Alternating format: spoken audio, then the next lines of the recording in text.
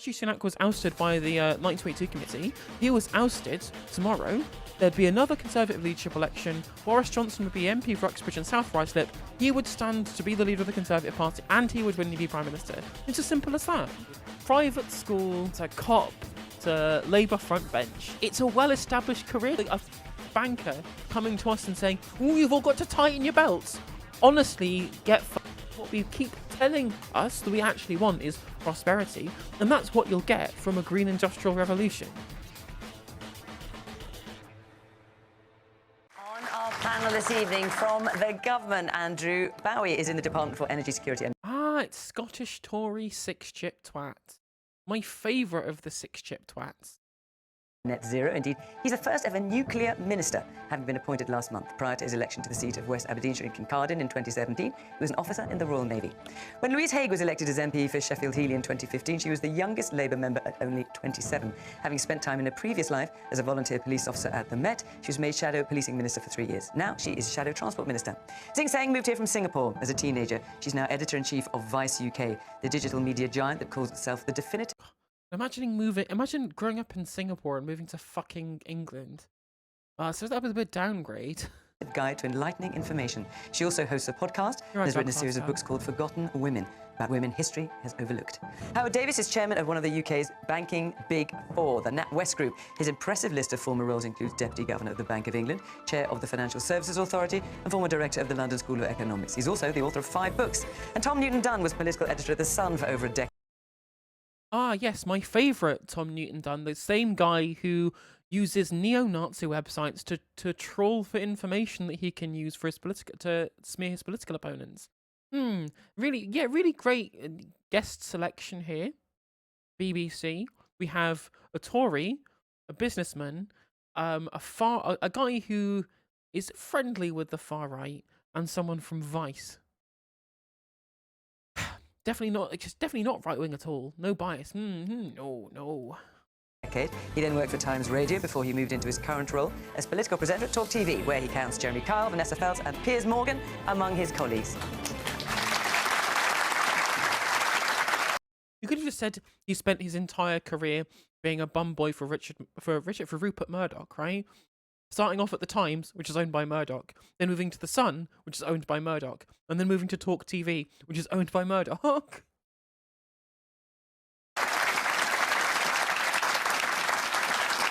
Good evening from Newcastle under Lyme. Welcome to our panel. Welcome to our audience here. Great to see you. And, of course, welcome to you at home. As always, we're on social media. We're also live on iPlayer at 8 o'clock, and then after the 10 o'clock news on BBC One, as always. Good to see you. Let's get the programme started with our first question from Jean Mee. Hi. Is there anywhere way back for Boris Johnson? Well, we saw a lot of Boris Johnson yesterday, didn't we, Jean? Were you watching? I wasn't actually, no. I was at a funeral. Sorry. Well, I'm sorry to hear that.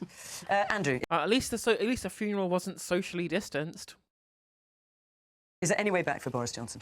Look, I think everybody was glued to their screens yesterday when the former Prime Minister appeared in front of the Privileges Committee. It is a proper parliamentary process, and as a member of the government, it would be improper for me to comment on what is an ongoing procedure.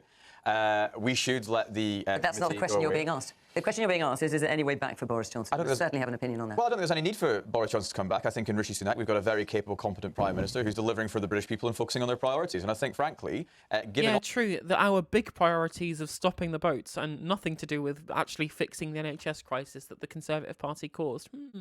Strange that. All the drama that this country has gone through in the past few years, from COVID to the disputes within the government, I think the British people are quite pleased to see somebody of Rishi's stature in number 10 governing in the national interest. So, and you sound quite pleased that Boris Johnson may not be coming back then. I'm very pleased. Yes, it's definitely refusing to set up safe and legal routes to be able to actually allay the small boats crisis that they specifically created and then are weaponising to stoke the flames of far-right insurgencies within the country, including, terrorist attacks that happened because of it. No, that's definitely governing in the national interest and not in the party interest. Pleased that Rishi Sunak is Prime Minister. Make of that what you will. Louise?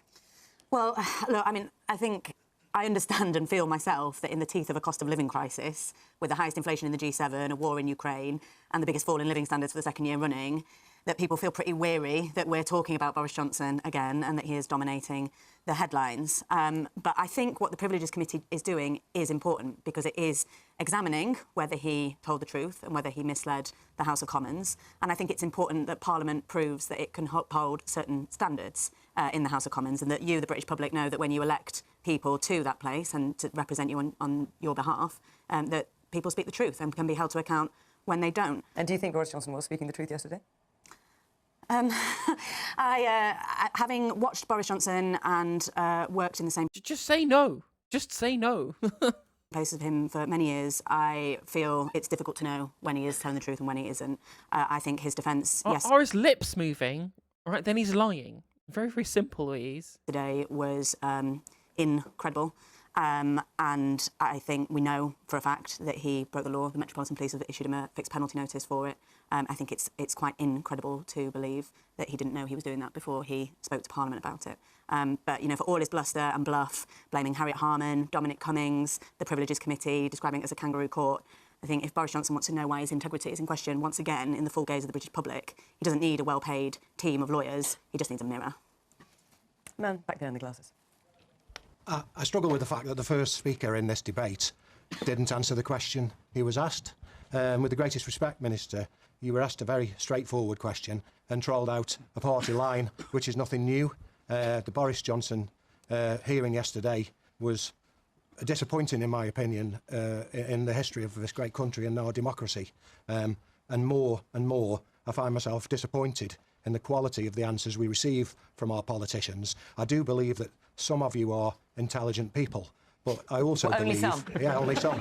But I also believe that more and more you take us for idiots and mugs. And I would ask, in the run-up to a general election, that you all really consider the quality of the information you give to the voters. And rather than just trolling out party lines, you address the real issues, especially that we face here in North Staffordshire, of families not being able to afford to live, communities torn apart by crime, an NHS in turmoil.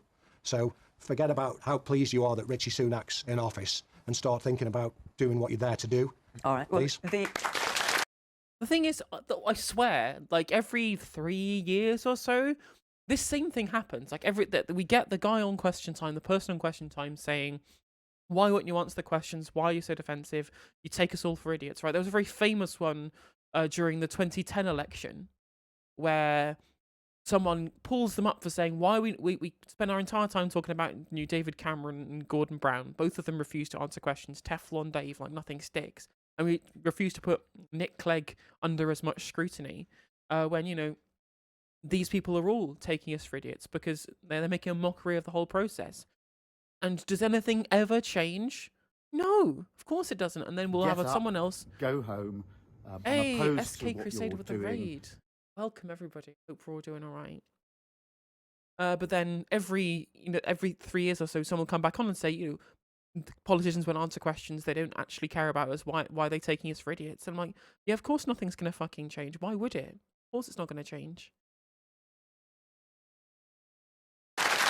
the gentleman there saying you didn't answer the question, I have to say I agree with him. Do you want to have another go? Is there any way back for Boris Johnson? That is the question. Welcome Raiders. If you want to click on my face on the left hand side of your screen, that will make your views and eyes count towards my my live tracker of eyes that are watching my stream. So please do that. It's precisely because we need to be focusing on the issues that you've raised that I'm very pleased that Rishi is in government. He's still not as answering Prime the question, Minister, Andrew. Is there any delivering way on back for the Boris priorities Johnson? of the British people? That's a question that doesn't need to be asked because we have. Well, hang on. Wait a minute. You're on Question Time with... Well, he's literally saying the audience who've come here to question me have asked me a question. I think they're asking bad questions. Audience member, would you like to please actually ask the correct question so I can give the scripted answer that I wanted to give, please? Oh, it's insufferable. With the greatest respect, you're on Question Time. That is the question that was asked by Jean. Is there any way back for Boris Johnson? What do you think? Look, I just think we should be focusing on delivering on the very things that you've spoken about. If we spend so much time focusing on the soap opera that goes along with privileged committee sessions like the one we saw yesterday, we distract ourselves as a government from dealing with the problems in the NHS, from dealing with inflation, from dealing with growing the economy, from stopping the boats, and from getting debt. See, the person in the fucking audience did not mention stopping the boats one time. Yet these people are so committed to their fucking dogshit party lines that their spin doctors have told them they have to hammer home every single fucking point they make. He can't let it go. He can't actually speak to the remarks that's been made in by the retort of the audience member. All he does is go, actually, well, I've got this scripted response that I've been, that's been drummed into me through all of my years of media training. So I'm just gonna repeat it ad infinitum. And eventually people will stop asking the awkward questions. It's infuriating. Down. That's what this government is prioritising, not on the drama that's taking place on the sidelines. Let me just ask you, sir, do you feel that answered your question? Not in the slightest. Right, And, okay. don't talk to me about a soap opera. Boris Johnson was given almost £250,000 of public money to defend himself with the most expensive barrister in this country. So, it's absolutely outrageous that people sitting in this audience, should they need legal aid, might not be able to secure it. But Boris Johnson, a multi-millionaire wastrel, is given £250,000 to defend himself. It's a scandal. Let me come around some more of the audience. The man there in the yellow tie. Hi, I'll answer the question for the Minister. Is there a way back for Boris Johnson? The answer is no. And I think we should... And I'm sorry, mate, but you are bang wrong. If anything, if we should have learned anything from the whole fucking Liz Truss debacle, is that you literally cannot trust the Conservative Party membership to do anything correctly. I mean, the Conservative Party members, like, what the fuck else do you think they would do other than be, like, the worst possible people you'd ever hope to meet in your fucking life, outside of, Conservative MPs, right, or Conservative donors? Maybe that's the hierarchy of shit here, right? Conservative Party members. Then even shitter than them are Conservative Party MPs, right at the top of the Conservative Party donors. Right? Yeah, SK, you're absolutely right. Boris Johnson will be Prime Minister before the next election. He does have a way back, because he won't get a suspension of over 10 days by the Privileged Committee, because they know exactly that is the line that would breach for there to be some actual serious political ramifications. They know the optics of what happens if they do that, and he does get reselected, and the amount of people who will get frustrated by that. So they're not going to do that. And it's wrong for them not to do that. They should suspend him for 10 days. It should go to a recall petition, and he should lose his seat. I'm sorry, there has to be a line drawn. We can't just have a bunch of liberals hand-wringing and saying, oh, isn't it banned that there are politicians who don't really do their jobs properly? I'm like, well, if we want to actually make it so they do their jobs properly, there has to be fucking consequences for this shit, right? Oh, there's going to be another slap on the wrist, and then every other politician that continually lies, because they all fucking lie, right? They lied about Iraq, they lied about Brexit, they're lying about all of this shit right now as well. They continue to lie over and over and over again with complete impunity, because they know there's no consequences. This has to be a line that's drawn, and it won't get drawn, and he will return to the Commons. And if there was a leadership election, if Rishi Sunak was ousted by the 1922 committee, if he was ousted tomorrow, there'd be another Conservative leadership election. Boris Johnson would be MP for Uxbridge and South Ruislip. He would stand to be the leader of the Conservative Party, and he would win and be Prime Minister. It's as simple as that. It's, honestly, there is a way back, and the sad part is that the Conservative Party are so kind of drunk on the cult of Boris Johnson that they won't see that he is hated by the majority of the people in this country. But there is just a small fanatical group of people who think that he can do no wrong, right? The Conservative Party will put him back into the position that he was in, and you know what? If he was standing against somebody who wasn't as incredibly right-wing as Keir Starmer, it would be another close election again. Of course, the establishment have managed to find their controlled opposition candidate who will not lose the next election, because they're going to be able to give him the proper puff pieces that he needs to become Prime Minister, because they know that the route to destroying the left is not just infinite Conservative rule in this country. The actual way of destroying the left is by turning the left-wing party into a right-wing party. And to entrench that, they have to make Keir Starmer Prime Minister. It's as simple as that. Draw a line under it and move on and deal with more serious issues as a country. Okay. The man there in the yellow T-shirt. Oh, yeah. The question is, why has it taken this long to investigate the Portgate scandal, considering the timing of it and the seriousness of the allegations at a time when everyone else couldn't see their loved ones in hospital, dying, and yet they had this part in. But yeah, it's taken, nearly 2 years later, something like that, to investigate the whole scandal allegations. It's just baffling. OK. Howard, let me ask you. So Jean's question is there any way back for Boris Johnson? I mean, what did you make of Boris Johnson's evidence? This has become a sort of long-running show, like the Mousetrap, really. And I think everybody in the country who wanted to see it has now seen it, and we all know who done it. You know, it was Boris what done it.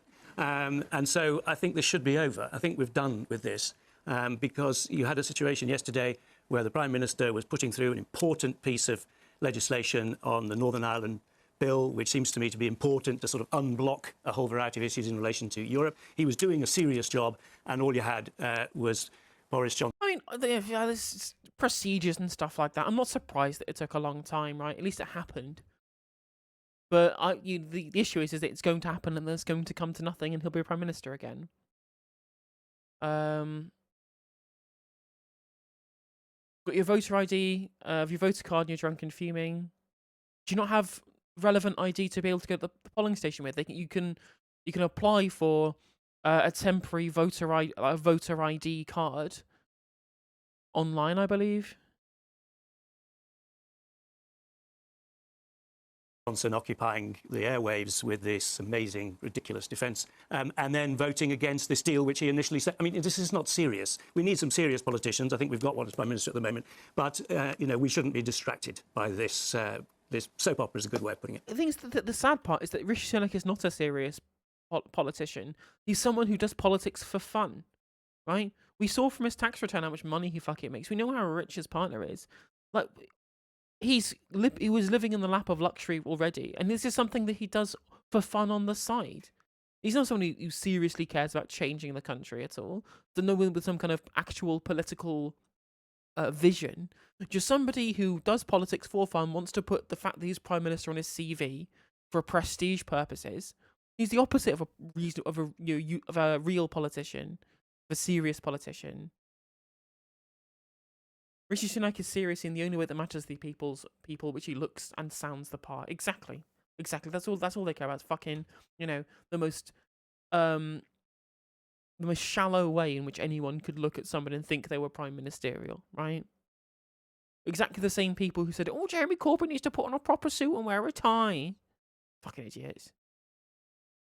I don't think it's a soap opera. I think it feels like a soap opera to some people. And yes, there are definitely comedic, clownic elements to Boris Johnson's persona. But I mean, really, like Louise said, this is about truth and trust in politics, right? It's about, can you trust politicians in power?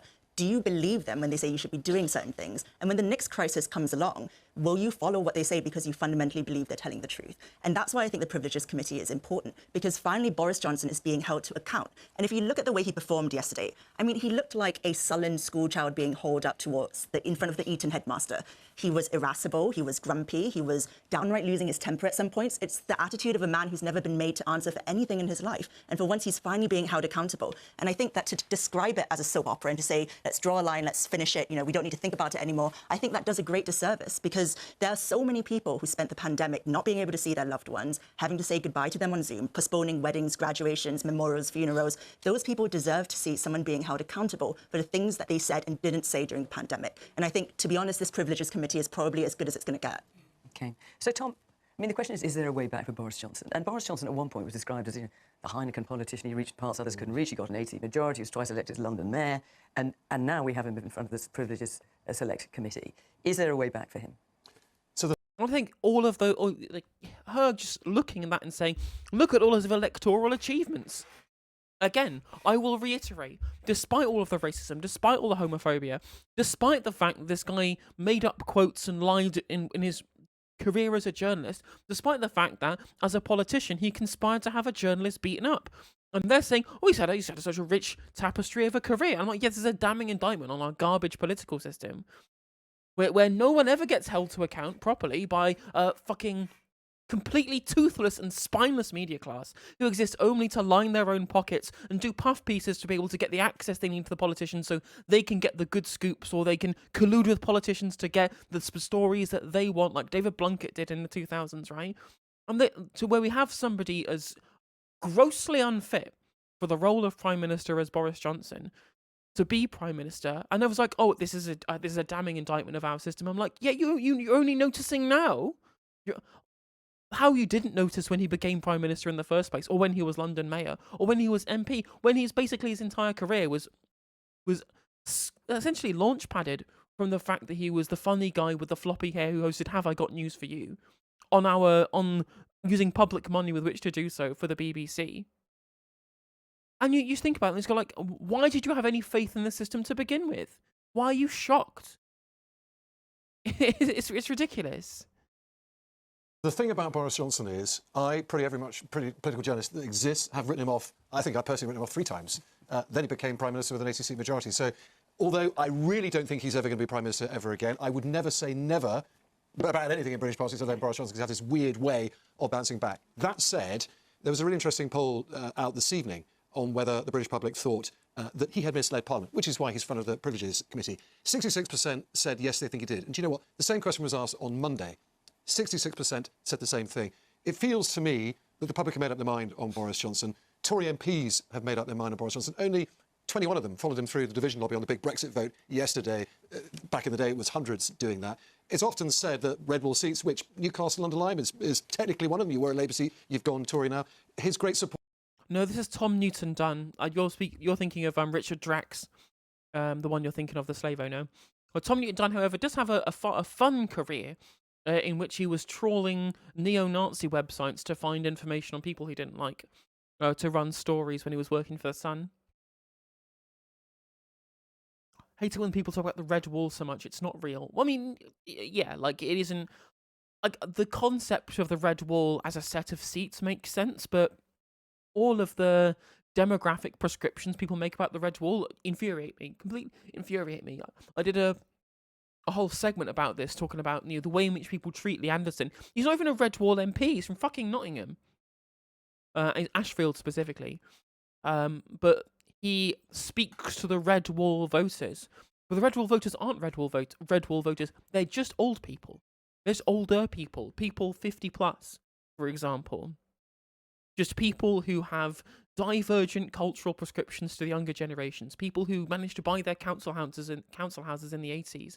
People who have defined benefit pensions and who have things to protect now and are now part of the Conservative voting bloc that they should have joined ages ago were it not for Thatcher devastating their communities. The red wall seats are not the way that they are because they're northern. Northern working class people aren't just this kind of homogenous group of racist yokels that the Westminster bubble seem to think that they are.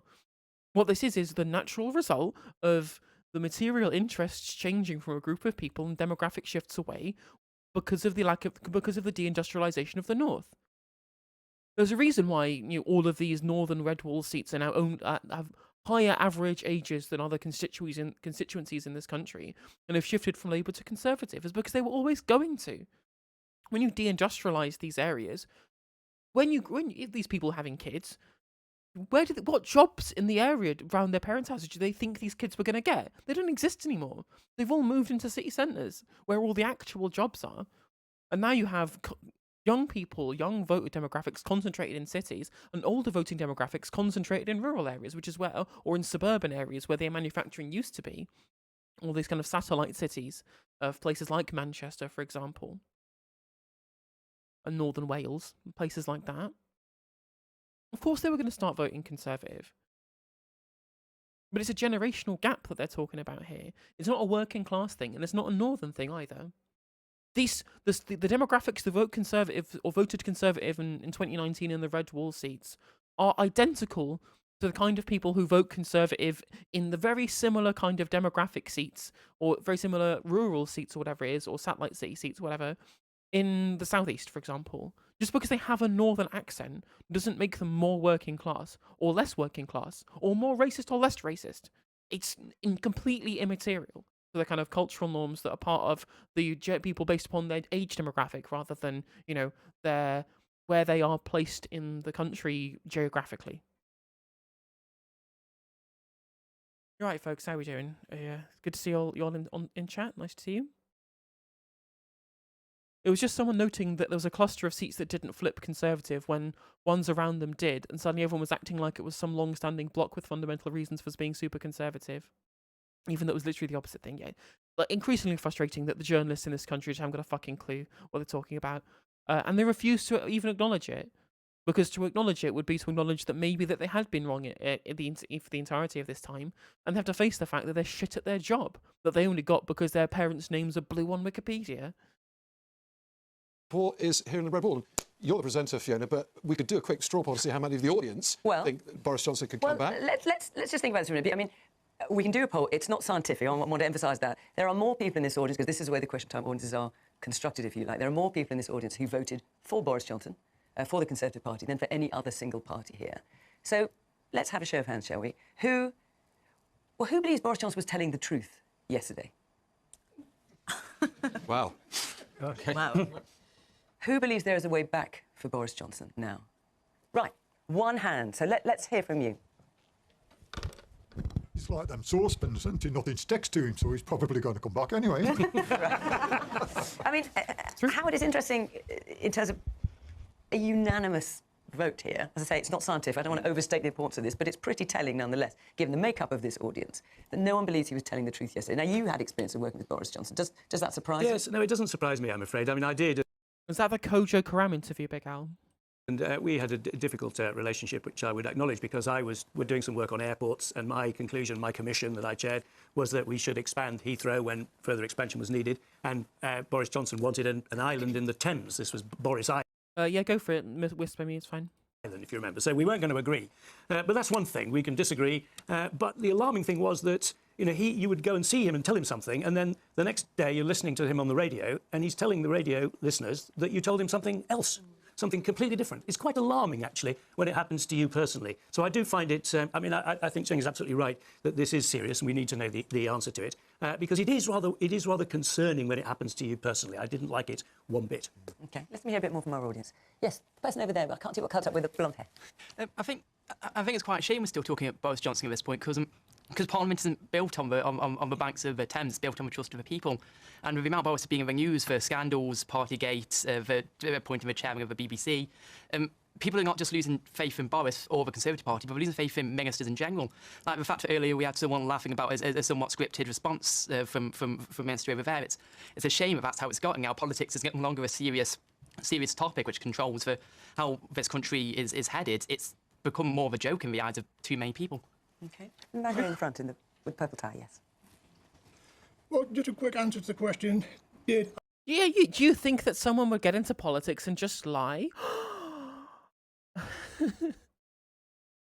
Although it is kind of more brazen the way people do lie, right? And it is crazy how the rise in the amount to which people will blatantly lie politically just weirdly coincides with the dawn of neoliberalism. Is it people thinking selfishly because that's what the economic system trains them to think, so they think that they can get away with lying in such a way because they don't actually care about the impact it has on other people, because that's what selfishness basically is? Weird, just what a weird coincidence. They used to lie to protect the public, now they lie to protect themselves, right? Yeah, it's a very, very Burkean way of looking at things. I vote for Boris Johnson. No, I actually voted to keep Jeremy Corbyn out. And that's the only reason I voted for the Tory party. And the other quick thing to the gentleman there, I'm terrible. I see the manufacturing consent machine has gone, is going brr in this man's mind. Names. If you can't answer a question, there's a very simple answer in the north. Keep your gob shut. Would you like to come back to that, Andy? Or would you just like to keep your gob shut? Look, I mean, I completely understand the cynicism and the despair that people hold and with which people look at politics in this country right now. Not least because of the soap opera, if you want to call it that was going on within Parliament yesterday. But, in other parts of Parliament, there was a lot of serious work going on yesterday. We passed the Windsor Framework to deal with some of the issues regarding the Northern Ireland Protocol and develop our relationship, mature our relationship. He can't stop it. These people they've been trained so hard. He literally, in the middle of a discussion where people are getting frustrated with the idea that politicians won't answer straight questions and will just continue talking about what they want to talk about, he's just like, well, I think it's a real big problem with our politics. Anyway, whilst we were passing this amazing piece of legislation that was going through, this important thing that we did as the Conservative Party, it's unreal. It's absolutely unreal how, again, these people's minds have just been broken by their years of training and being moulded into these identical political robots, these automatons, who are just there to spew out whatever focus grouped or workshopped or spin-doctored lines that they have pre-prepared to answer every awkward question. It's unreal. It's absolutely unreal. relationship with the European Union. We passed the final elements of our trade deal with Australia and New Zealand yesterday. There were multiple committees sitting yesterday. One of them, Carol Vorderman, was in front of talking about the menopause and how shamefully women who've actually wanted to raise that yesterday have been treated. There was a lot of serious work going on yesterday, and that's the sort of thing we really should be focusing on, because politics is a serious business, and the vast majority of MPs are working hard on behalf of people around this country, bringing forward policies and coming up with solutions. Not all of them work, but coming up with solutions to some of the issues that are being faced. And I do think it's a distraction, actually, to be focusing on what was said in that Privileges Committee yesterday and whether or not Boris Johnson has could come back in some way or form. I stick to my original answer at the very beginning of this show. There is no vacancy. Rishi is doing a stellar job as Prime Minister, and we're getting on and focusing on the priorities of the British people, which is what we are elected to do. And why was the media talking about Boris Johnson all day? Well, I think that's a question for the media, not a question for those of us who... Could it be the profit motive? Although I disagree. I think it was important. Like, what wasn't important was the continued pouring over and over and over this stuff for the past year or whatever it was. But the actual moment of the actual Privileges Committee being there to theoretically mete out punishment in the wake of somebody engaging in something that was immoral, right? Actually, the first time in decades, a politician actually being properly held to account by our supposedly watertight institutions. It was important. It was important to be covered. It just didn't necessitate being, the entirety of our political coverage for the past 2 years. That can't be a very senior politician one day, sadly. Luckily, he probably won't be, because he's a Tory, a Scottish Tory. So he's probably losing his seat at the next election, because the Conservatives are predicted to be wiped out across the entirety of Scotland, which is, I guess, I can't even be pleased. I can't even be pleased about every single Tory MP losing their seat in Scotland, because it's going to be be replaced by some Labour parachuted in candidate who used to be some kind of CEO at some business, because they're going to try and show how non-union they are. And oh god, it's depressing. This whole shit is so depressing. We're not focusing on what was going on in the committee. Because he's interesting. Yes.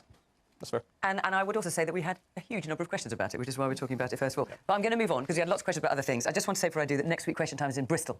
That's our last show before the Easter break. We've got a couple of weeks off, and then we will be coming to York. So if you'd like to come to Bristol or to York after Easter, go to the Question Time website. The address is here, and you can see how to apply and come and be part of our audience. And who knows, even you could tell a government minister to keep his gob shut. I mean, or whatever else it might be. I mean, far be it from me. It's a first for me on this programme. It's quite rather interesting. Not a first for you. Right, OK. Right, let's get a question. Let's get a question from Harry. Harry Ferns. There you are. Hiya. My question is, what action is going to be taken to regain trust in police after this week a report found the Met to be institutionally racist, homophobic and misogynistic? I mean, the report by Barry... Crazy. We've had the camera on 2 entire young people today. Wow. That is infinitely more than the 0 that they usually actually get on camera. Baroness Casey was excoriating. Yes, correct. There will be literally 0 action. The police will still be institutionally racist, sexist, and homophobic. They will still be shit, and you know why they'll still be shit? Because they're police, and that's what police do best. I think it's fair to say. Louise. So. Yeah, 25 years on from the Lawrence report, nothing's changed. Nothing will change. We'll all wring our hands and go, "Oh, isn't us all bad and terrible? How bad the police is." There'll be no institutional change whatsoever. They'll still suck. They'll still be racist. London will still be over-policed, because it's the only way that either of these neoliberal parties understand how to deal with social unrest. More cops. Both parties, the only solution to anything, more fucking cops. Every single time. There's no other solution that they can possibly think to social ills other than more cops. And of course, this is a self-fulfilling prophecy. When you believe in the idea of the strong arm of the law, as Keir Starmer Mr. Top Cop himself, seems very much to do so, that is also going to an agenda of the strength of the police within the actual remit. The police, the culture of the police is to carry out their remit. I did indeed see Sir Keith Stonger talking about marijuana, and it was indeed incredibly embarrassing. Just like he is every time he opens his fucking mouth. Not only were you shadow policing minister, but also you worked in the Met for a couple of years. Were you surprised Or by what Louise Casey had to say? Or did you think, yes, that pretty much tallies with what it was like when I was working So, there? I mean, as a woman, first and foremost, I was horrified by the report. It was genuinely frightening to read some of the examples that she uncovered and reported on. The examples of officers. As a woman, I was not horrified or shocked at all. It was like, oh yeah, that makes sense. The police would do that, right? I've interacted with cops. I know what they're like. Not something I would never have absolutely something that I would have expected from the institution such as the police. Not surprised in the slightest whatsoever. Who had committed appalling crimes and had remained in positions of power. The examples of rape samples, samples that were due to be used in rape trials, stuffed in overstuffed, dilapidated fridges that were allowed to degrade and then couldn't be used in those trials, so rapists walked free. That demonstrated the deprioritisation and the complete lack of interest, frankly, that the Met put in uncovering and convicting rapists and the way that they treated sexual offences. But as a former special constable, and I was a volunteer police officer in the run-up to the Olympics in 2012, Was it for a couple of years, I think? Yeah, just less than 3 years. So you're literally a fucking cop yourself. How many cops are there in the Labour Party? Oh dear. I wasn't surprised at some of the culture and the attitudes that she found. I, on a fairly regular basis, would see pretty outdated and discriminatory attitudes expressed, which I would challenge and report up, but would go relatively unchecked.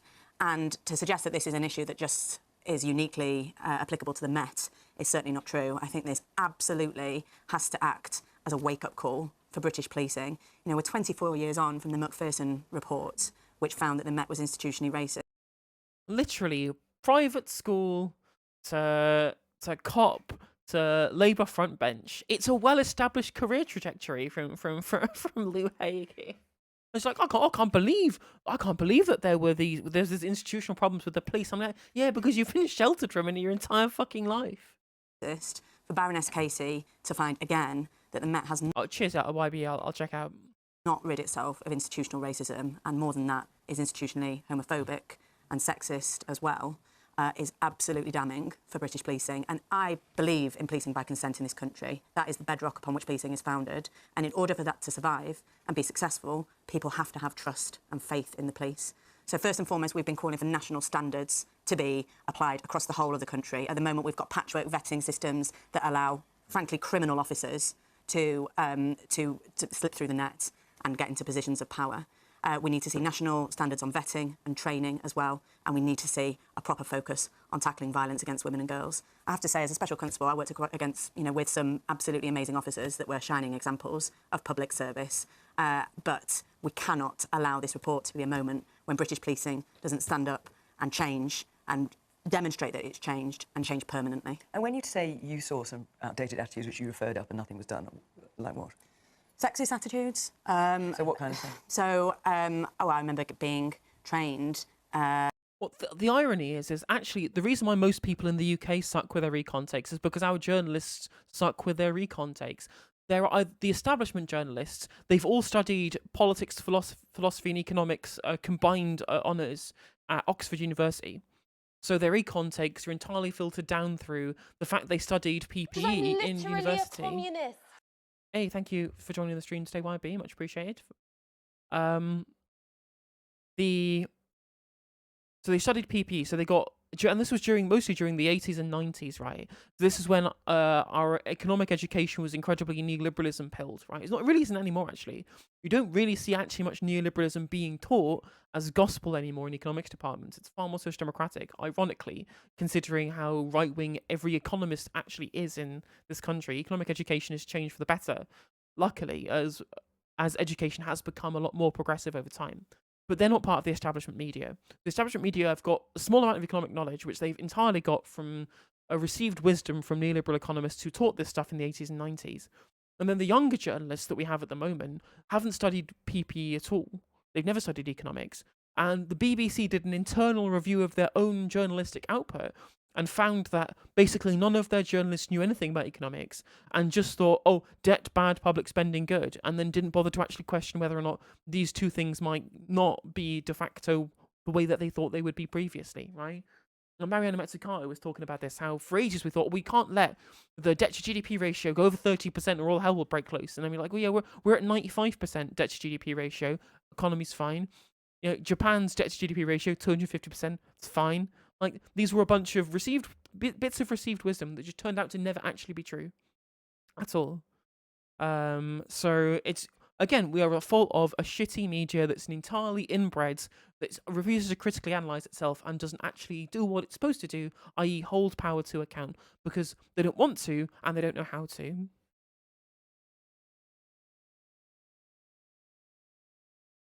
At Hendon and being trained on equality and diversity policies, for example, and they were openly sneered at by the trainers themselves.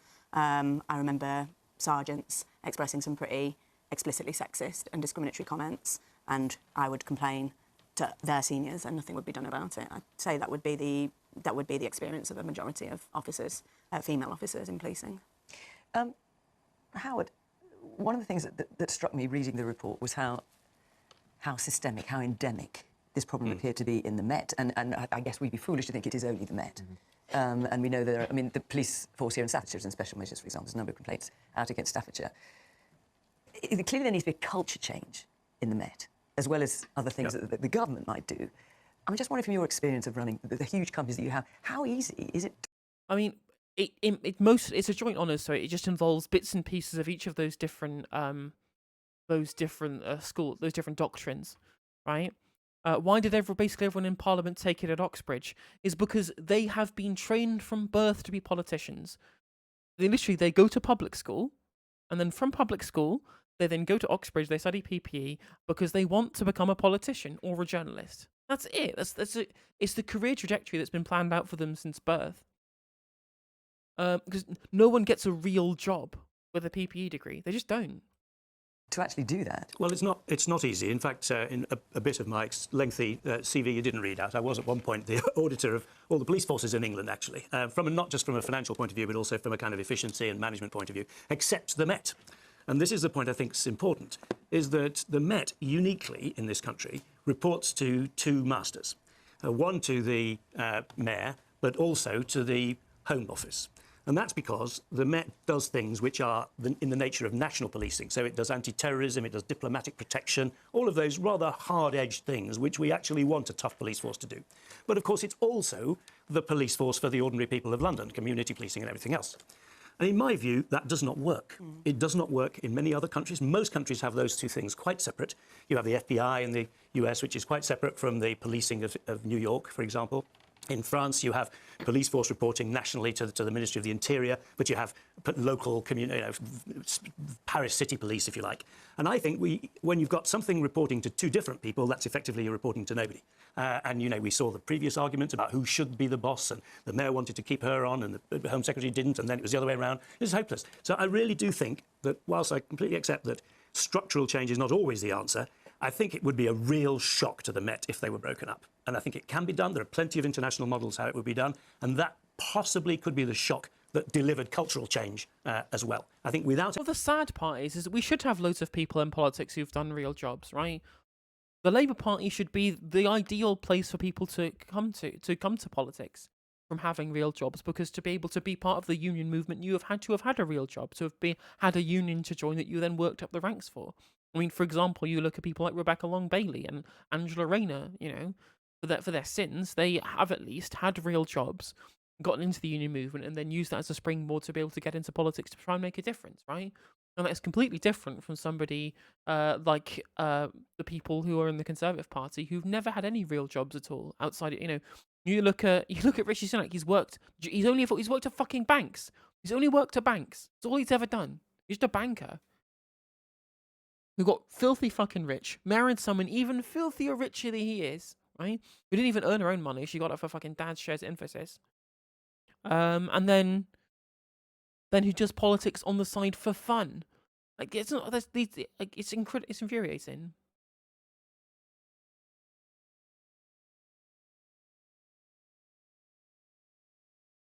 Anything else, I think the Met must be sort of saying now, we're another of these bloody reports, they'll forget about this one like they did the last. And unless something happens as a result of it, I think we'll have these problems coming back. OK, let me hear a bit from the woman here with the green and black top and the long blonde hair. So I've been a serving police Yeah, luckily for me, I have a hobby that pays badly. officer for 17 years in Staffordshire. Right, so you're a police officer. I am. Yeah, So here we're in very interested to Staffordshire. hear from you. Yeah. Thankfully, I've personally never witnessed any behaviour in the force that I serve in. I've never been subject to anything like that myself, thankfully. But we're not invested in. It's like we've forgotten about. I can't begin to tell you what a state the police is in. We can't cope with demand. We're on our knees, and we don't have the we're not in a position to go and strike like other public sector workers. What are the government doing about policing? We've just forgotten about. Well, listen, I will come to the gun, but if I can just, since we've got you here, just ask you a little bit more, if that's all right. I mean, what did you think of the report by Baroness Casey? I mean, did it surprise you? Is it something that you, even if you have an experience, you feel is possibly true of your own force, or not?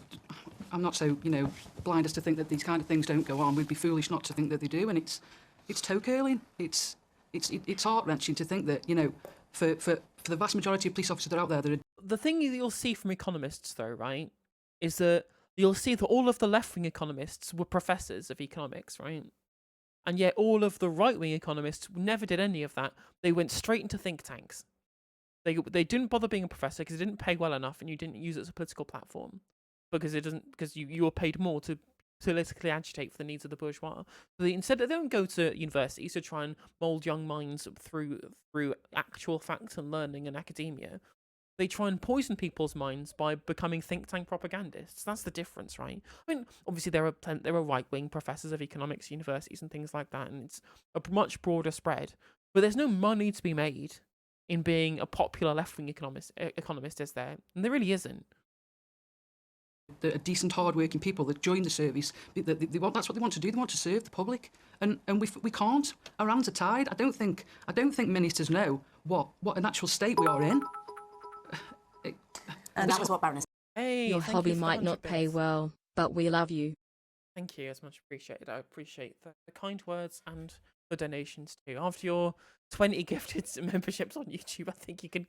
I think you've contributed. Definitely contributed your fair share at this point.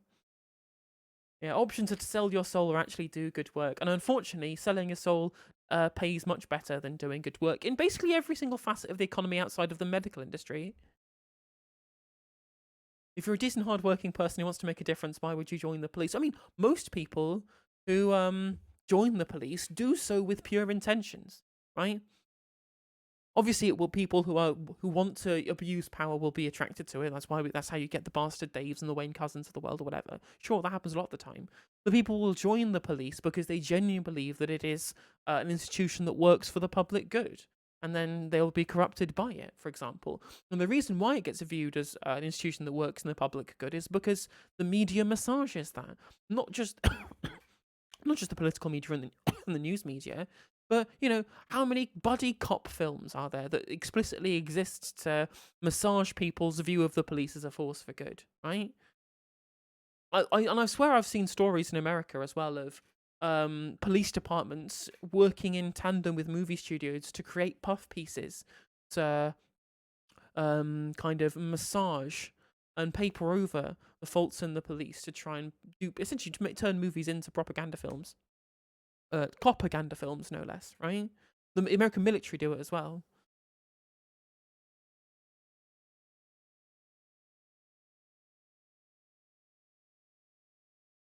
How many of the subs got taken in? All of them. All of the memberships got taken in the end, Kevin. Casey found as well that London didn't have a functioning model of neighbourhood policing anymore. It had been cut back so significantly that there essentially wasn't any. Yeah, Jack Saint has a good two-parter on propaganda. Neighbourhood policing. There is no neighbourhood policing. Yeah. There is no neighbourhood policing. You can say there's neighbourhood policing, Yeah. but when there's calls coming in that police can't resource, Yeah. there's 999 calls stacking up. There's no neighbourhood cops. No neighbourhood cops are being sent to them jobs. Yeah. There's hundreds of incidents every day that we don't get to. We have time parameters of when we're supposed to get to them. They sat there for 2-3 weeks sometimes. Yeah. It's soul destroying. Andrew. To address the report first and then to the specific points about the police, I think none of us reading Baroness Casey's report yesterday were anything other than shocked. I think some of the systemic failures within the Met Police, failures in culture, failures in best practice. Institutional? Would you use that word? Because that's the word that Baroness Casey uses. Baroness Casey did use that. It was a full report, and we need to take our time as a government to. And you can tell people's opinions on how you can tell people's engagement with reality and how shocked they are to this news, right? because the vast majority of people view the police as especially if you are members of an upper class or whatever, you view the police as a means to protect yourself from the other. And so you're on their side. But it is a class war. It is fundamentally a class war between the police who are there to protect the proletariat but to not bind them, versus protect the bourgeois and not bind them, towards the proletariat who they will bind but not protect. It's like, there you go.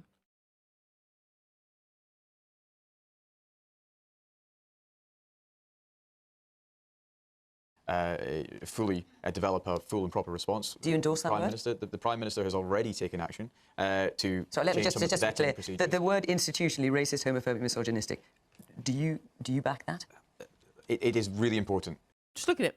£50 fixed penalty notices for the Prime Minister and Chancellor for breaking the lockdown rules, when people were getting tens of thousands of pound fines for other breaches of lockdown rules, for parties no less.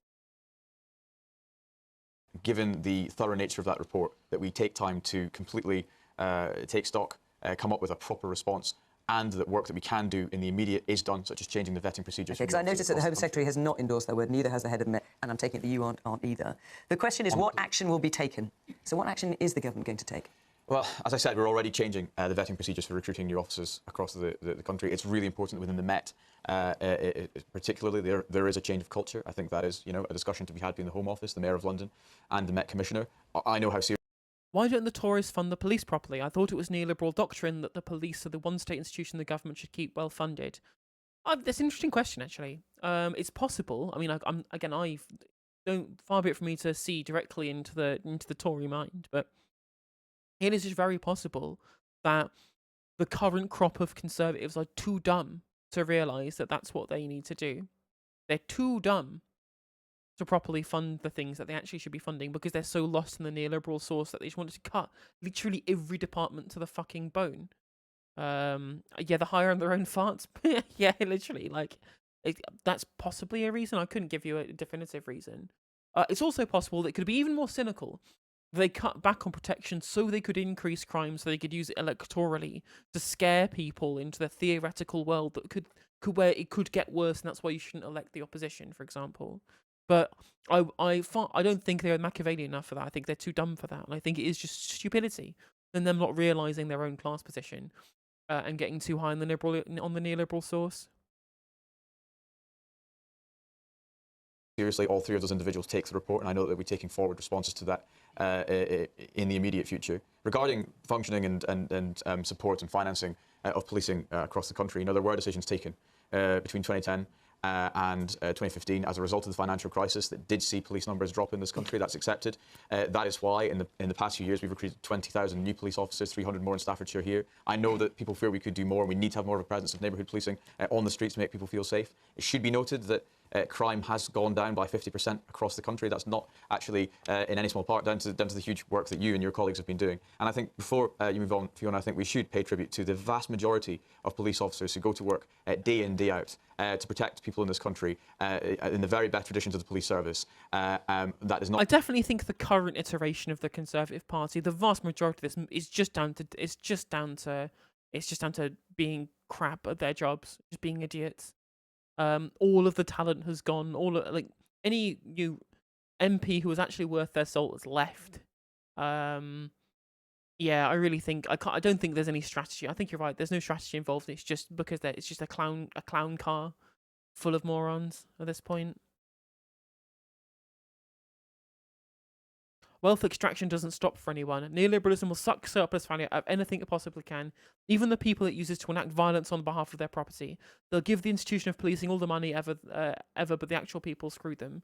I mean, they even cut the institution of policing's money. They just got so hungry for money that you sucked it out of every single government department they could possibly suck it out of for, over a decade.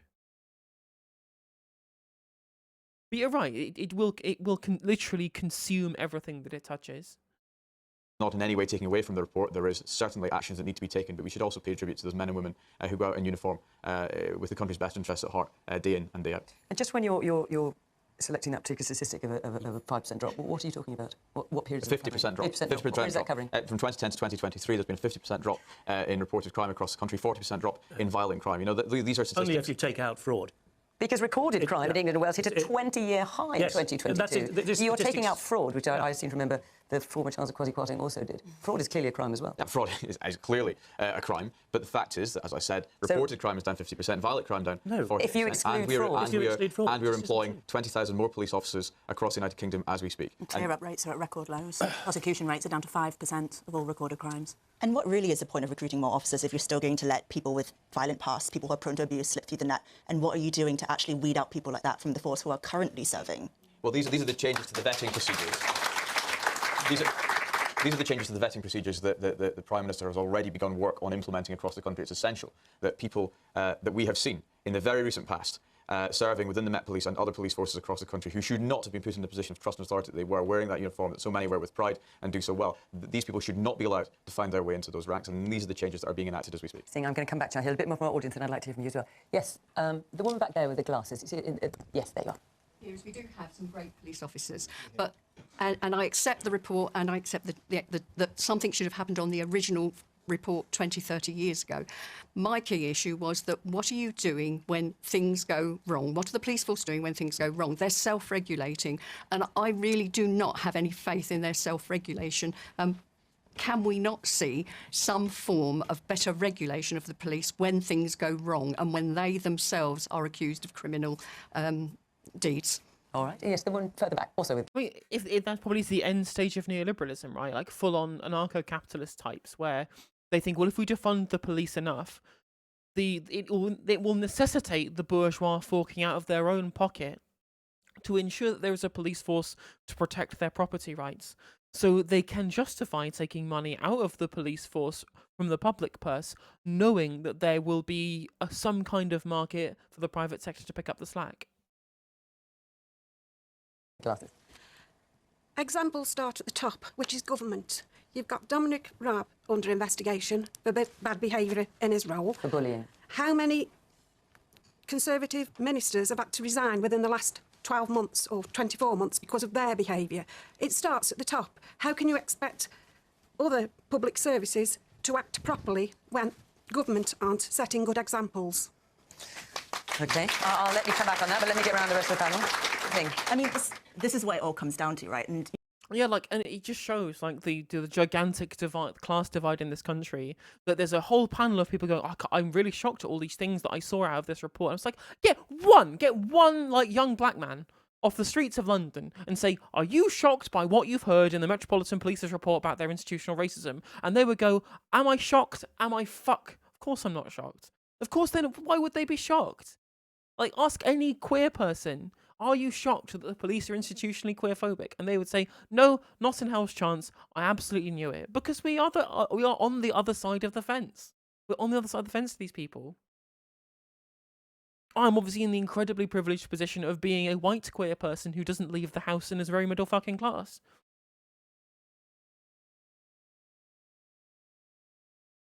I definitely do not have the majority queer experience of dealing with the police.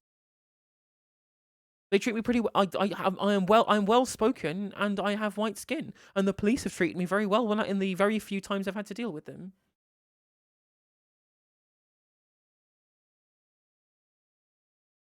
But that is not the majority experience of people of minority communities. You know, the previous person said, what are people doing how can people regain trust in policing? And your question also relates to trust, right? How can you trust the government is behaving in ways that set an example for institutions like the Met Police? And the sad answer is that in many ways, people in government, those in power, get away with far too much. In many ways, the Met Police were allowed to get away with terrible things. We go back to that question about, are they able to self-regulate themselves? No, they're not. I mean, you just need to look at the police force that David Carrick was part of, right?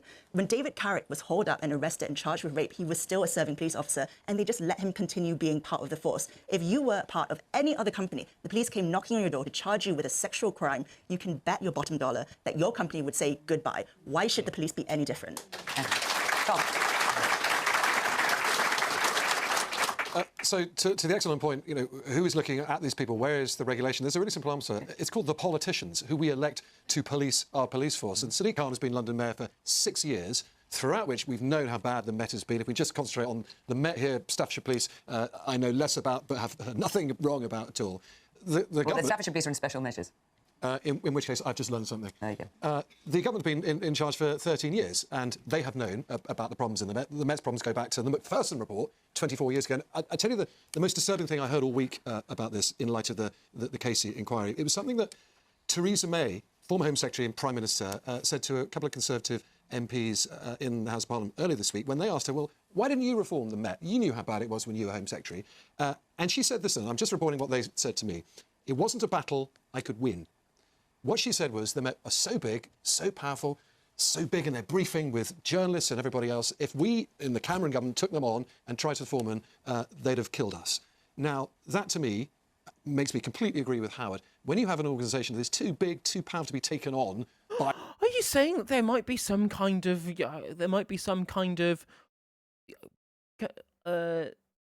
institutional bias at favour in part of this here?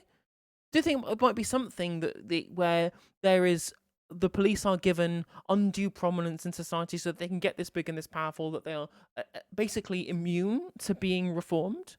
What a weird place! Wow, I can't believe it. Mind blown. Wow. By a government, by a Home Secretary, it's time for them to be split up. You hive off the specialist measures, the nationalist measures, the counter-terrorism, the firearm... The Macpherson report, I believe, was the investigation into the death of Stephen Lawrence. So a national force that can be properly scrutinised. And the investigations they did into police culture at the time. And you let London police get on with policing London and going back to service, which seems to be a word that's completely disappeared from their vocabulary. Okay. Andrew, I'm going to let you come back. So the woman back there. And also, in terms of... The question is what action will be taken. You're saying, well, we're taking the action already. Is that it? No. We're taking action... we were taking action before the report was published to resolve vetting and some other issues. You can do anything else? The Home Office and the government as a whole are considering this report, and that is absolutely right and proper. It is a full report. There are a lot of recommendations in there. It is right that the government takes time to come to a conclusion and to come up with a full response in due course. To respond to the lady's point, I mean, when ministers, members of Parliament are accused of wrongdoing, as far too many have been, I would agree, in recent years, the practice is to withdraw the whip. There's an independent investigation into that wrongdoing, and if they're found to have committed a crime in a court of law, they are subject to a recall petition, and they could be stripped of their job, and they could be replaced as MPs. And that has happened, actually, 2 or 3 times in this Parliament alone. That is the right course of action to take.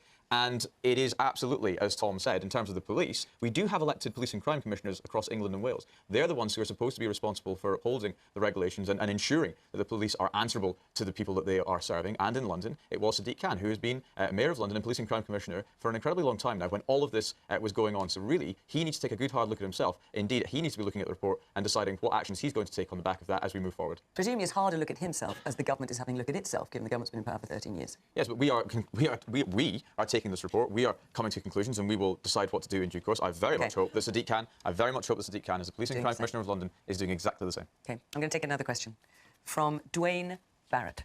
Hi. With inflation rising once again, and ordinary people continue to be unable to feed themselves, how do we get people's costs down?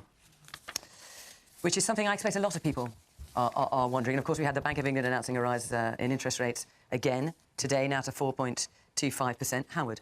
Well, I'm afraid that there probably isn't a huge amount can be done in the short term, except what the government, of course, have done correctly on... Take control of the central bank. Tell them tell the Monetary Policy Committee that they're idiots and they don't know what the fuck they're doing, and that increasing interest rates when demand is already at rock bottom and potentially causing another recession is nonsense. We're in a cost of living crisis and they're pulling the make everybody poorer button for no fucking reason. There's no demand-driven inflation. It's all exogenous. It's pointless. What are they doing? It's infuriating. We have the Monetary Policy Committee. They're just like, oh well, inflation might be increasing again. Got to pull the make everybody poorer lever, because that's the only thing that the government and the central bank think that they can do to control inflation is to manufacture unemployment and make people poorer. That's the only way they know how to control inflation. When we know from the Unite the Union study into the causes of the current inflation, there is the second biggest cause of inflation at the moment are exogenous shocks to things like supply chains and energy prices and food prices because of the war in Ukraine and the hangover of the pandemic. And the biggest factor is corporate greed, corporate profits, inflation expectations fueling corporate greed. That's the real issue here. And for the first time in years, we finally have a tight labour market. We finally have the ability to actually bargain for real wage growth in this country. And the Bank of England are going, nope, engineered unemployment, let's go, let's make the labour market looser. No wage rises for anybody, whilst also making people's mortgages more expensive. It's preposterous, it's nonsense. Infuriating. Bailey did an interview begging companies not to raise prices. Well, literally, it's because that's all liberals can do. It's the only recourse liberalism has to the excesses of capitalism is to beg on bended knee for people who are driven by the profit motive to not. And when we live in a country which has been full-throated in the belief that profit is good and greed is good, you cannot reason with these people because they have a fiduciary responsibility to maximize profits for their shareholders. It's a broken system. Like, you cannot reform this shit. You just can't. Energy prices, that's been helpful. I fear we have to support the bank in their efforts to get inflation down, because we won't get inflation down unless we have interest rates at a higher level and we sort of dampen down borrowing and dampen down demand, because... I'm going to go fucking insane! Demand is not driving inflation. Repeat after me, children. Demand is not driving inflation. Ultimately, inflation is about an imbalance of supply and demand, and I'm afraid that's what we've got. So I think that is going to take a little bit of time. But and Howard, when it comes to food... No mention of corporate greed. No one's. I bet nobody in the audience is going to mention it. No one on the panel is mentioning. Lou Haig is definitely not fucking mentioning it because she'll have been told by Sir Keith Stonger that she's not allowed to take the piss out of businesses for the heinous shit that they do. No one's going to mention it, and they're just going to go, oh well, we just have to curb demand to bring down prices. I mean, that's like, to be fair, if you're going to have an intervention into the economy to bring down inflation, you can use, additional budget measures to be able to increase supply of things to also bring down inflation if you really, really want to. Right? But the idea that somehow demand is massively outstripping supply when people can't even afford to heat their own homes, it's breathtaking. It's breathtaking levels of naivety. Food prices, for example, which has been one of the things that's driven this unexpected spike in inflation. Are people just supposed to wait? Just put up with it? There's nothing that can be done? You just have to... Go on fucking strike. Get higher wages. Use that to pay for the cost of living. Take your employer to the fucking cleaners. Wait for inflation eventually to come down? No, people obviously will have to rebalance their spending to some extent. Now, admittedly, for people on very low incomes, that is very difficult because food is a large proportion of their budgets, and therefore the benefit system will have to take... Oh, this guy's head of NatWest Group. Literally, a fucking banker coming to us and saying, oh, you've all got to tighten your belts. Honestly, get fucked. Genuinely get fucked. The strain for the people on the lowest incomes. So there's no two ways about that. But for other people, I'm afraid, there will be a squeeze on discretionary spending. That's what it means, having inflation. What? Discretionary spending? Point me to anybody who can afford to engage in any discretionary spending. None of us can. None of us can engage in discretionary spending. Do you think that when we're struggling to be able to have enough money to keep the lights on and feed the kids, we're like, oh, I guess I will take all of this spare money that I don't have and spend it on consumer electronics? I think I'm going mad. I'm actually genuinely having a fucking aneurysm right now.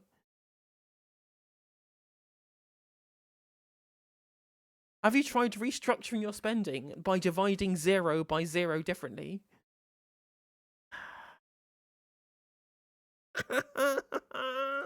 I'm feeling very French right now. Running at 10.4% and wages increasing on average at about 6%. And pensions, of course, increasing rather less in the private sector, though the state pensions going up by a bit more. So there will be a living standard squeeze, and I fear a worse one than other countries are facing. And that part of that is to do with the sort of political turmoil we've had and the pound falling post-Brexit, and the whole variety of issues have got us into a worse box than other people. But I'm afraid it's going to be a painful year, and I think anyone who tells you it's not is not telling you the truth. I mean, I think the key thing here is that if you put aside all the kind of financial jargon and percentages and things like that, what you're actually saying is that the cost of everything is outstripping people's everyday wages, right? Things are more expensive in shops. Your paycheck doesn't cover the cost of living. And that's not just because of what's happening in Ukraine or Russia or, the Federal Reserve or interest rates going up. It's because wages have stagnated for years. Since 2008, people in the UK have been worse off by £11,000 a year. And that isn't... Using my dictionary spending right now. Eat the rich. Based. Very true. Going to change anytime soon. And for the longest time, we talk about a potential recession, a crisis. For the longest time, there have been families in the UK who have been in crisis for years because a decade or so of austerity, of cuts to social services, of cuts to welfare have meant that they've already had to make really tough choices about the kind of food they can put on the table and about their quality of life. So when you have even the government's own agency, the OBR, saying that we're going to experience the biggest drop in living standards since the 1950s, even after the budget comes out, I mean, that to me tells you that the problem is about as... Wages have stagnated, but profits are up to record levels. Funny that. Funny that. What a crazy coincidence, eh, Ferrisol? What a quinky dink.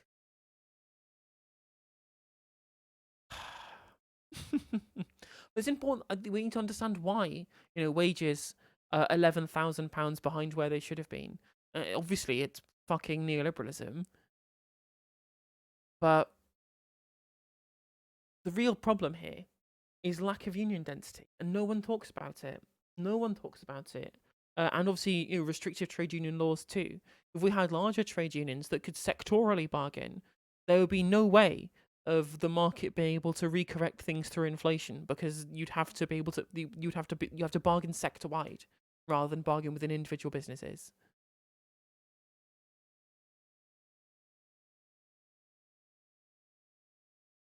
intractable as it comes. It's not just about the current political climate. It's also about economics, and it is also about political decisions that were made years and years ago.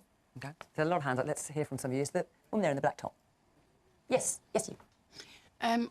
You've got the government telling us NHS workers to accept this pay offer, and yet we're hearing about the cost and I of think it. your union suggested that you accepted. Yeah, but how are we supposed to survive when you've got this going on? We've got nurses going to food banks.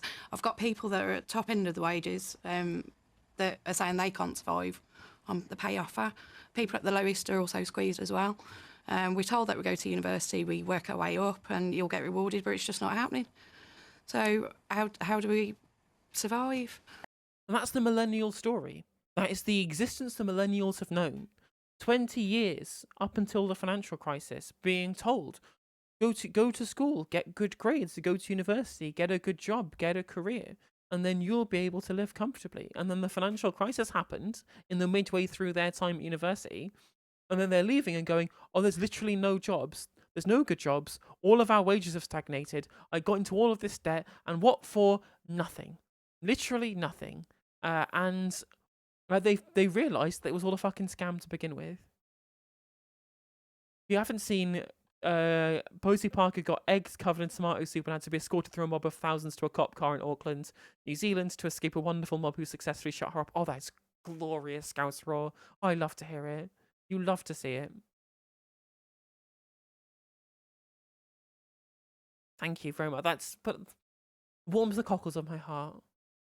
And what changes have you had to make with the? I've had to swap to cheaper supermarkets. I have to travel to a community store, and that takes about an hour and 45 minutes to go there and back.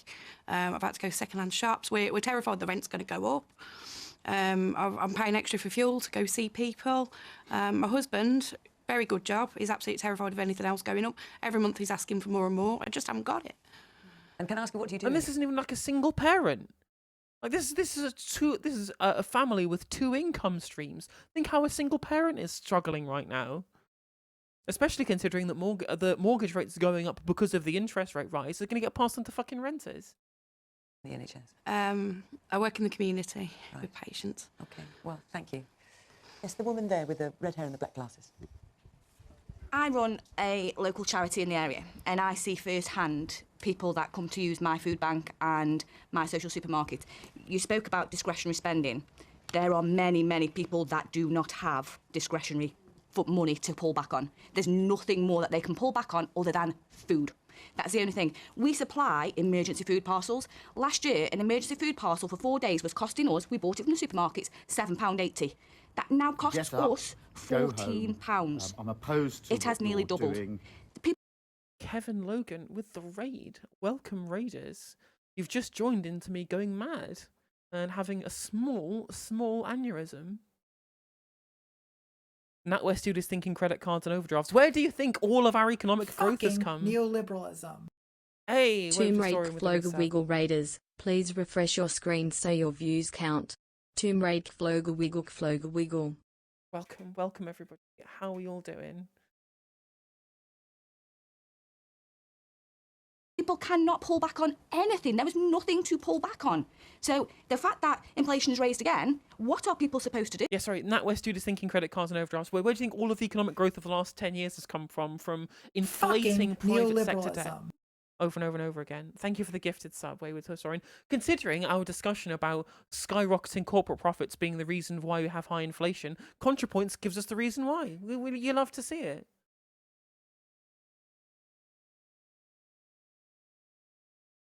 Kevin Logan and Chrissy Winter's rating today. It's definitely not a one-person show. We learned that today.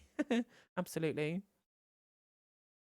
And this is why, as I was talking about on stream the other day, Bilderberg, this is why we need a public debt restructuring company so that we can absolutely fuck over these credit card and these cheap credit institutions by ensuring they don't get all of the interest that they are owed. It's a joke. Okay. And the woman, yes, a bit further along with a. Yes, with the pink scarf and the. Me? Yes. I just want to kind of say that obviously people can't afford to save anymore. They are, like this lady's just said, already kind of on, got no money left before. And also how that's going to impact on people's long-term health and how we're going to need more health services because they haven't been eating right and haven't had a good standard of life. So, we're not doing the future any good now by not giving people the resources they need to eat properly. Fucking neoliberalism. I would like them to give people more food vouchers. Bilderberg with the gifted sub to main captain. Thank you. Hype train is close. Someone drop bits. We need some bits to make the hype train go choo-choo. Who's going to be the first person to drop the bits? I don't think necessarily need the money. They need the food vouchers because that's the really important thing that people have, a good diet. So give people that money to help them. Those people, like that lady said, have already got nothing. So they need something now. They've got nothing to crawl back on. They were already doing that before. I would also add to that rent freezes. If not a rent freeze, make it harder for landlords to pass on the increasing cost of their mortgage repayments onto their tenants. There needs to be tighter regulation of the housing market so people don't live in fear of being evicted if the rent suddenly goes up by 150%, which is what's currently happening in places like London. So if you just took away the amount of rent that people had to pay out of A gifted sub from Sundry Clown Car. Bits from Wayward Historian. Bits from Scouse Raw. Hype train has gone choo-choo. Bits from Kevin as well. Thank you, everybody, for making the hype train go choo-choo. Let's see how far we can take it. I have no idea how or why Stoke voted Tory. Obviously Brexit. I know, right? Okay, you'll drop bits, but call me the best Kev. You are the best, Kev. It's true. You can always pay me to give you compliments. I'm a whore.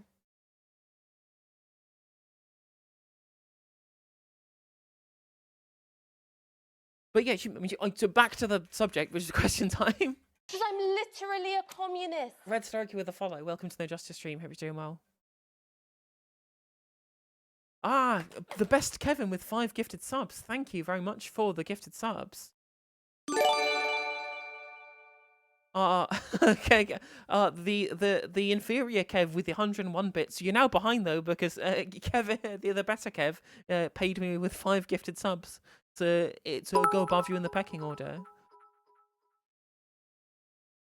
Right, let's see how far we can take the hype. We're on level 3 hype train. Let's go. Let's keep it going. But anyway, yes, rent freezes. Right, question time.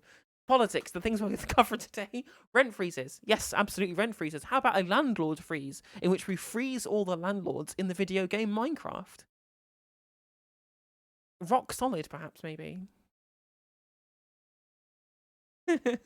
No worries, Kev, it's fine. their paycheck, that would go quite a long way towards covering the rest of their month. Tom. Your point about the cost of food, I think is absolutely spot on. It's horrific. So the inflation figures yesterday, tragically, we're on the way back up now, up 10.1 to 10.4% yesterday. That's a worry for everybody. Food was the single biggest gainer, 18% up year on year. A jar of Nescafe instant coffee costs £8 now. It is terrifying. What do we do about it all? So it's a global problem. We know why, the war in Ukraine, the energy crisis, the knock-off from COVID, etc. But I do think we have to be honest and say we've got a particular problem with cost inflation in the UK. We're at 10.4% now. Europe's about 8.5%. I wonder why we might have specific problems in the United Kingdom. Is it because the important commodities that we need every day have been over-marketised? Possibly. Is it our gigantic trade deficit, having left one of the biggest trading blocks in the world that's right on our doorstep? Could possibly be that as well. Could it be that perhaps the fact that there's just no regulation on any of this stuff to happen, and there is no state intervention that's helping people out at all, other than just throwing money at the problem to subsidise the fact that corporations are making huge profits? That's also a big part of that as well. Who possibly could have predicted any of this? Or are the leftists being correct yet again? Oh, they have. Oh, well, the leftists are correct. Oh, guess I'll just sit here and wallow in my self-satisfaction at continually being able to accurately predict how fucking shit the country is going to be. Wow, what a fucking laugh riot this all is. US down to 6%, they're both dropping. So what is so bad about us? And I think there's a number of answers, which I won't give you an economist essay on, but very briefly. We've got a particular supply chain bottleneck because we're an island. We pay a massive amount of tax, 37.7% of GDP now. Okay,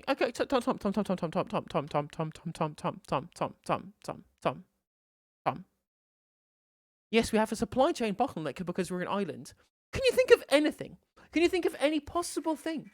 Any possible, big political decision we might have taken in the last 6-7 years or so that might have a big impact on our ability to be able to have efficient supply chains given our status as an island?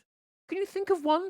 Can you just rack your brain to in the recent history something that might have happened that might theoretically have impacted our ability to have efficient supply chains on this island that we live on? Can you think of anything? Strokey beard. I don't know. Could be fucking anything. As our tax burden, the highest since the Second World War, getting people's tax down could help. But let's open the Brexit can just a tiny bit, shall we? Brexit has not worked yet. If we got Brexit to work a little bit better, we could get food in cheaper, and then costs of food would go down a little bit. Okay. Andrew? Yeah, I think... You're hearing... I don't want to overstate, but you're hearing some real despair, actually, from people in the audience. Yes. You had some ideas. You mentioned food vouchers. You talked about rent freezes. The question is, what can be done? Yes, there is real despair out there, and don't just hear it in this room. I hear it in constituency surgeries in my own constituency in West Aberdeenshire and Kincardine. Nobody can fail to notice, and absolutely nobody, no matter how much they are earning, has been unaffected by inflation and the huge increase in energy prices and indeed in food prices. I mean, this all goes to the heart of the matter as to why having inflation and getting inflation down is so critically important and a critically important mission for this government. And the issue is, right, because the only framing of this issue, apart from, ironically, by Tom Newton-Dunn, when we've been discussing this, is the issue of demand outstripping supply being the only factor in... ChatGPT insert something witty to say. Thank you for the bits. Much appreciated. Yeah, the fact that demand's outstripping supply is the only factor that ever is actually talked about when we were discussing the theory of what's happening with inflation right now, means that the only response from the government can be, we have to therefore engage in further fiscal tightening, and we have to pull down the amount of public spending that we're engaging in, because that's the only method they can possibly think of to cool inflation, other than tighter monetary policy and increasing of interest rates. They can't think of anything else, despite the fact that if you listen, for example, to The Economist, that I'm a big fan of, Stephanie Kelton, if you even in this demand outstripping supply kind of framework that they're looking at, you can influence supply through increases in public spending. The energy price guarantee was the government taking on, injecting more money into the system through quantitative easing that they were then using to keep energy bills down, essentially artificially increasing the supply of energy, and therefore making it cheaper for firms to produce products so they could then sell them on the market at lower prices, right? This was the government using money to bring down prices.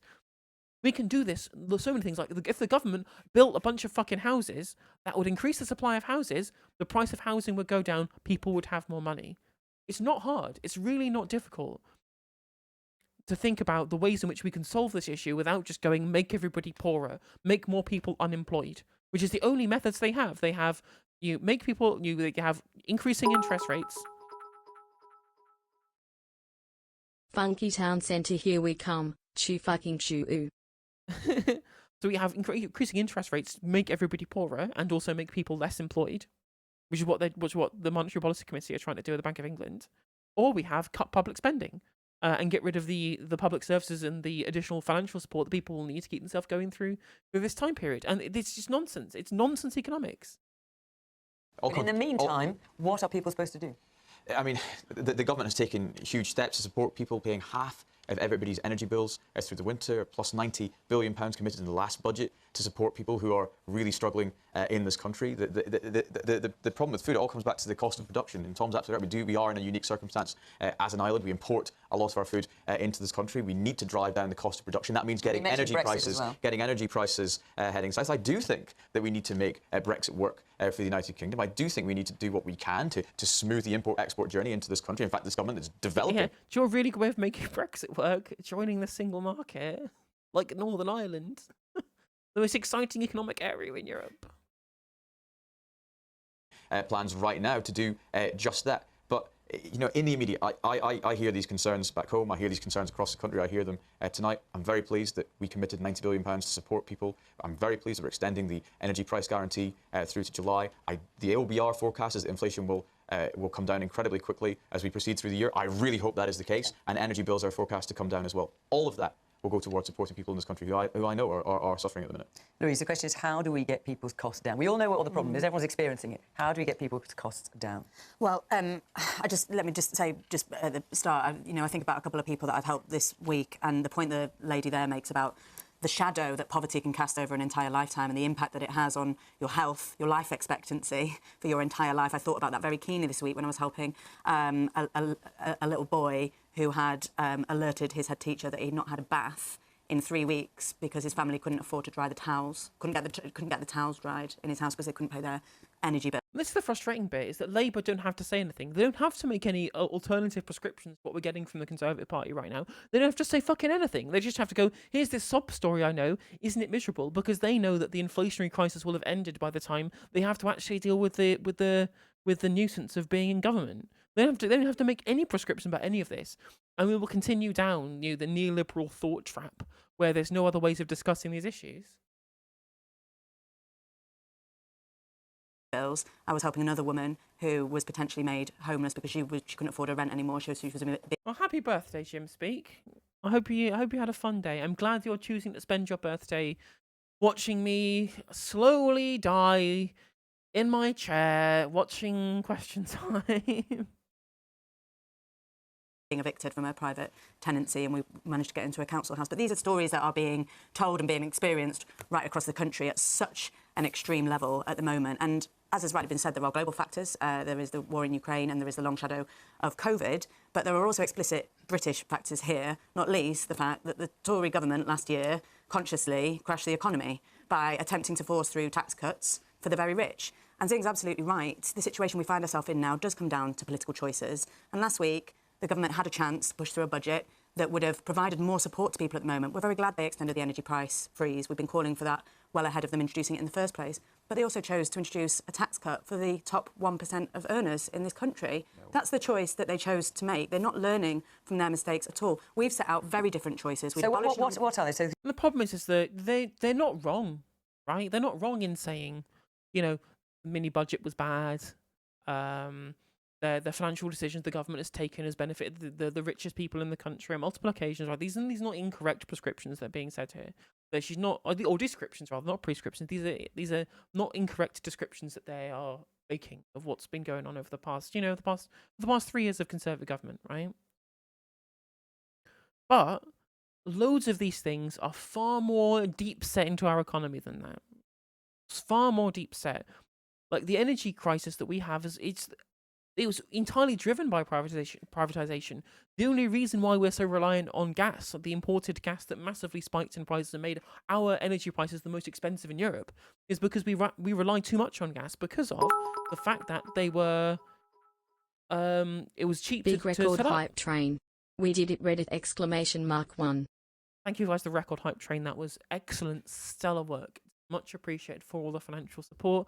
I really do appreciate it. Thank you very much for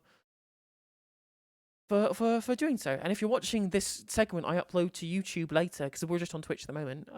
You can also contribute by dropping super thanks or becoming a member, which is just 99p, as it says there. You click the join button in the down there part if you're watching this later on YouTube. If you want to join my lovely Twitch chatters in showering me with financial support. But yeah, the reason why we're so reliant on gas is because of neoliberalism. It's because of the private sector. When British Gas lost its position as being the de facto energy producer in this country, the easiest way for startups to get in on the energy market was the fact that gas power plants were very cheap to be able to create. Very easy for startups to get involved in gas. So in the late 90s, early 2000s, gas, in the matter of years, outstripped our use of coal to generate power in this country.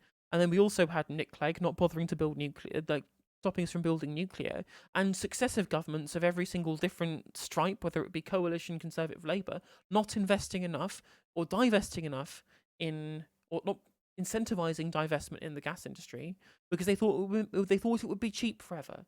Turns out it wasn't going to be cheap forever. We could have had a properly renewable energy sector in this country, and quite frankly, we're at like 50% renewable. I think at this point, 40% renewable. Like when you look at the numbers, it depends on what time of year that you're looking at. And we could have been net zero already, but it wasn't profitable to do so, so it never fucking happened.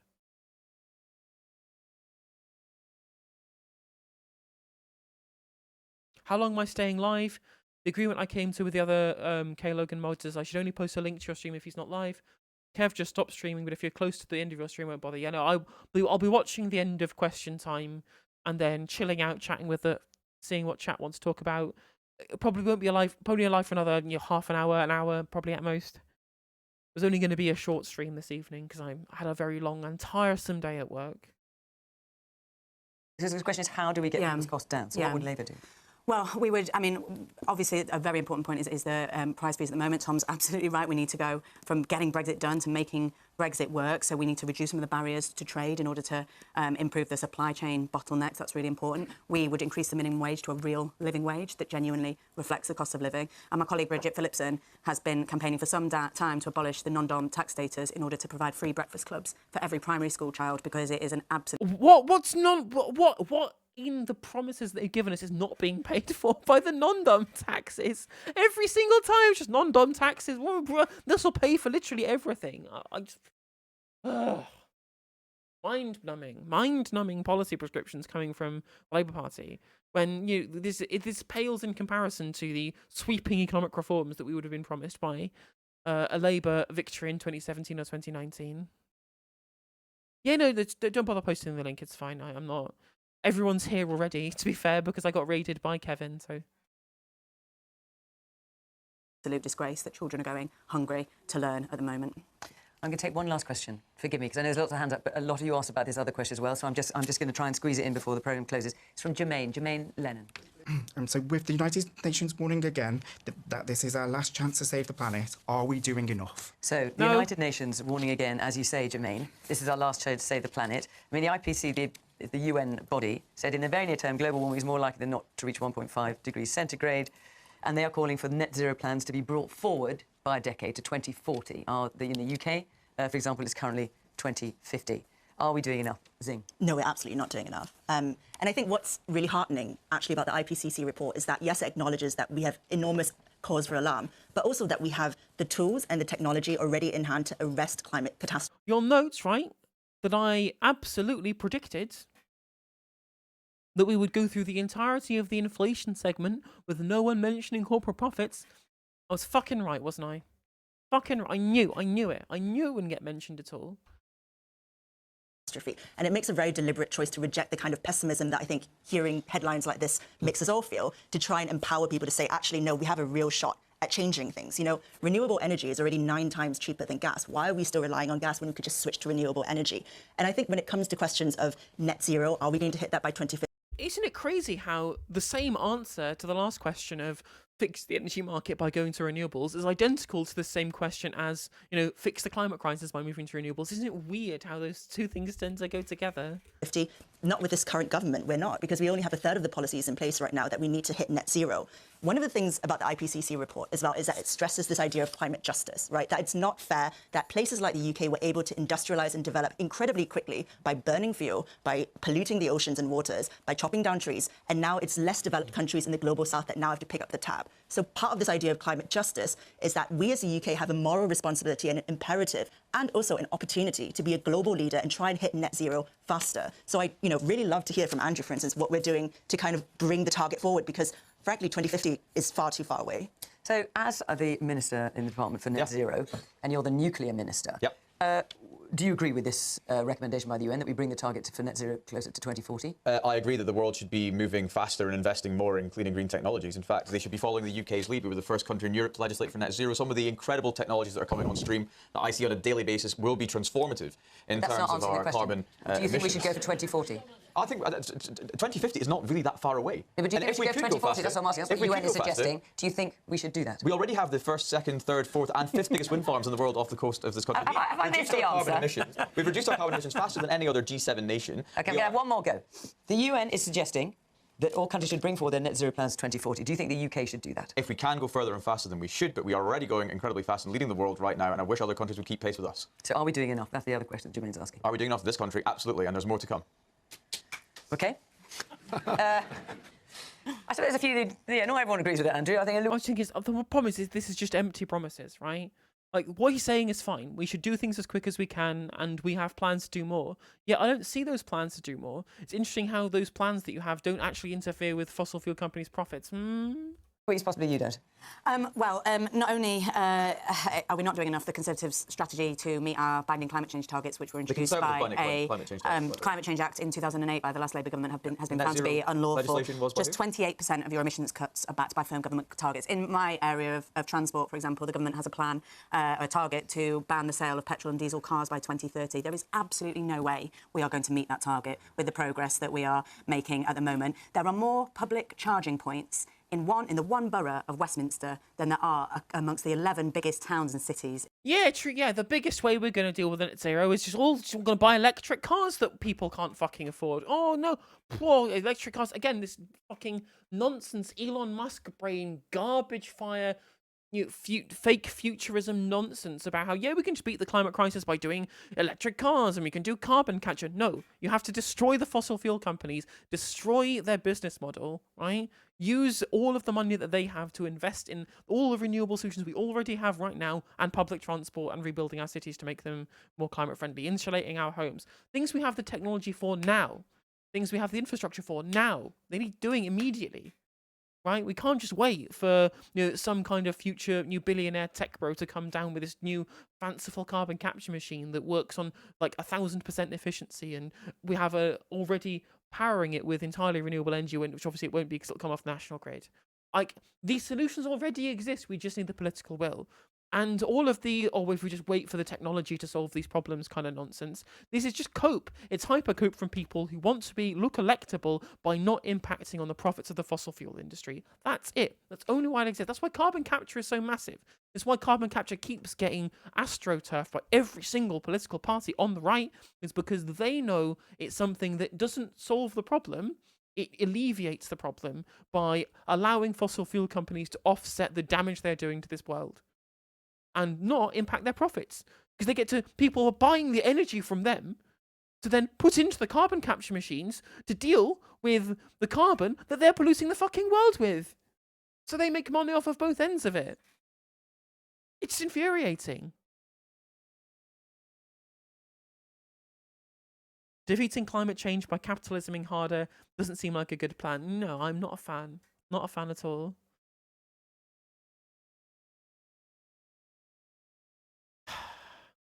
in the north of England. The disparity of access to be able to move to an electric vehicle is so enormous. It's so out of reach for so many people. And in areas like the West Midlands, where our automotive industry is the jewel in our crown of our manufacturing sector, the government is doing nowhere near enough to support that manufacturing sector to move to EV transition as well. That's why JLR is thinking about moving its gigafactory plans to Spain. It's why BMW were talking about moving the electric... Build some fucking trains. Build some trains. Change the cities, insulate the houses. We don't need fucking Teslas.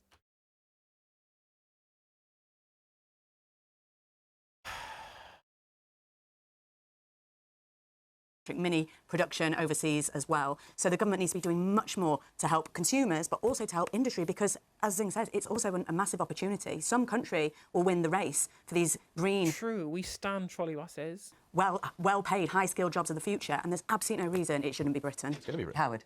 Yeah. Are we doing enough? No. The government's rhetoric is quite... Because Andrew thinks the government's doing absolutely fine. No, he doesn't. He says they're doing enough, but should do more. We need to discuss that, so whether that means anything. But, I mean, I think the government's rhetoric is OK, but actually, if you look at what goes on, it's a very confused messaging. Because on the one hand, you have commitments to phase out sale of cars by 2030, but no progress actually to doing it. You have good talk about more renewables, but not enough investment. We have talk about nuclear, but the approvals for nuclear plants, even small ones, seem to be interminable. The government then freezes duty on fuel oils. I mean, how do we reconcile that with the policy? And then the government cuts air passenger duty, which will save a lot of money for Premier League football clubs flying their players for 20 minutes around the country, as far as I can see. So the messaging is all wrong, and we are confused, and we do not have a national strategy. And it's frustrating in the business community because, actually, I don't think there is that much difference between Labour and Conservatives. I mean, they'll say there is, but I don't think fundamentally there is, and therefore should be possible to have a national strategy. Tom? No, we're not doing enough, obviously, because the IPCC is pretty good at these things for some pretty good scientists, and they say we're heading for serious trouble. I just slightly caveat... Exactly, 100%. It's not the messaging, it's entirely the inaction, and inaction specifically being done to benefit the wealthy, so that they don't upset the apple cart. So all sell apples round here, do we? All my fine panel members' points on here. Of course, we need to do more, but let's be honest, there is huge cost in doing more. We're just talking about the cost of living. It means putting up taxes. Andrew won't tell you that, but that's true. No, use the central bank. You can fund it through deficit spending. This is literally deficit spending that you can use to bring down inflation by increasing the supply of energy. It's basic supply side economics, but from the interventionist side. Ah! I hate journalists so much. Oh. True. I doubt Lou will tell you that either, and Singh didn't want to touch on that. Of course, we should do all that. The problem we've got here is a political trap, because the solutions here are long-term. Political cycles, electoral cycles are short-term. You're absolutely right, 205. It's a war. This is a wartime economy against climate change, because this is not just about defeating an enemy. It's not just about making a future. It's about literally stopping the world from burning to a crisp, theoretically, right? Obviously, that's not exactly what I don't want to catastrophize.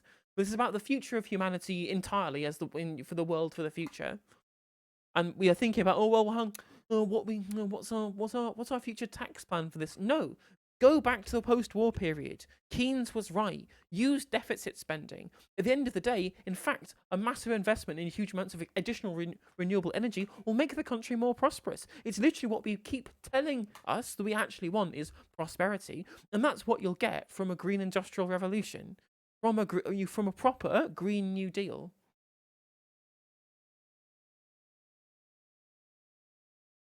And so, yeah, we need to deficit spend for it. We need to say, fuck balancing the books, fuck thinking about the debt to GDP ratio. What we actually need to do is go fuck all of this stuff. We're going to pump huge amounts of money into this, using the power of the central bank, like we did in the post-war period, to create the welfare state, to create the green state. It's as simple as that. This government wants to get re-elected in about 18 months' time. Lou and the Labour Party want to get in. I don't hear either of them say they're willing to pay for what we need to do to get to net zero by, say, 2040. OK. I'm afraid we are out of time. This is far too important a subject to only spend 10 minutes on, so forgive me. We ran out of time. There's so many questions we wanted to get through. Our hour is up.